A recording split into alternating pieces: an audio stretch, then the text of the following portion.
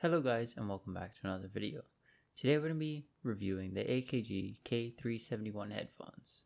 Now regular price, these headphones go for $146, but I got them for $129 on sale on Amazon.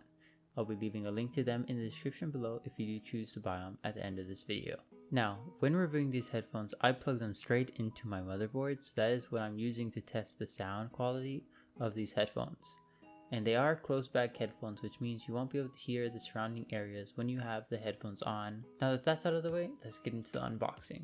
So these headphones are wired. They use an XLR port, and they have a 10-foot straight cable in the box, a 4-foot straight cable in the box, and a coiled cable in the box. So you have many options to choose from when it comes to how long you want your wire. It also comes with a 1/8 to 1/4 headphone jack adapter and a very nice carrying pouch. It's not very protective, but it gets the job done, and of course the headphones as well. When it comes to comfort, I had to replace the ear pads because they were not secure. They kept on moving on my head and my ears would just touch the drivers. So if you do plan on buying these headphones, I do recommend you go and buy the Brainwaves Audio oval ear pads that I'll be leaving in the description below. The headband is okay.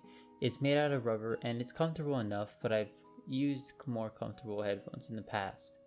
Now your ears may get hot over time because these are closed back headphones, but that is just to be expected. I wear these headphones for long periods of time and I experience no discomfort with the Brainwaves Audio ear pads. When it comes to the stock ear pads, I frequently found discomfort in my ears, and my ears tend to hurt when using the stock ear pads. So like I said before, be sure to replace them if you do plan on buying these headphones. When it comes to the build quality, it's good enough. It's made of plastic and metal.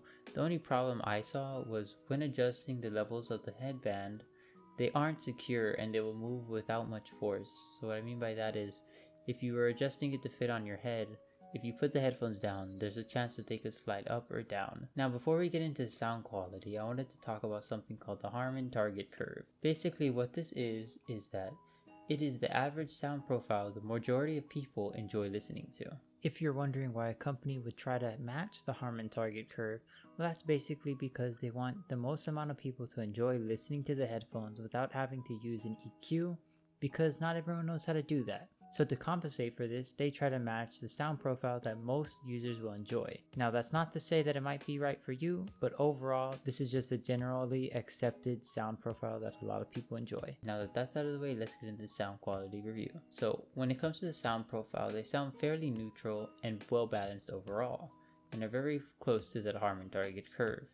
If you see on the graphs that I'll be showing, the dotted line is basically the target curve that these headphones strive to aim to hit. Now when it comes to the frequency response, this is kind of mixed, mainly because of the ear pads that I talked about in the very beginning. With the stock ear pads, you won't get a good seal and a good fit, and you will experience different sound profiles. But with the Brainwaves Audio ear pads, I never noticed this problem. When it comes to the bass, they are very accurate when hitting the bass, with a slight boost in the low bass department.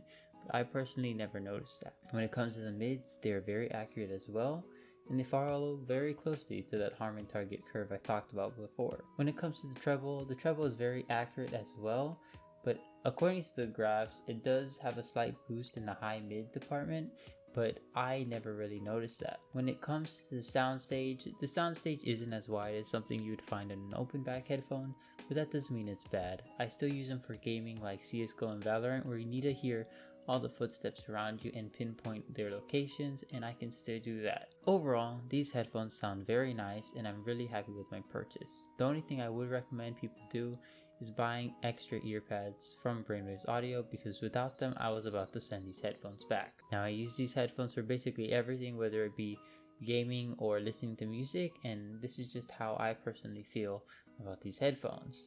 Now one thing I also did was add a slight boost in the bass department because I just thought it needed it, using an EQ on my computer. Other than that, that's basically it for this video. Let me know what you guys think about these headphones in the comments down below, and I'll see you guys in the next one. Peace.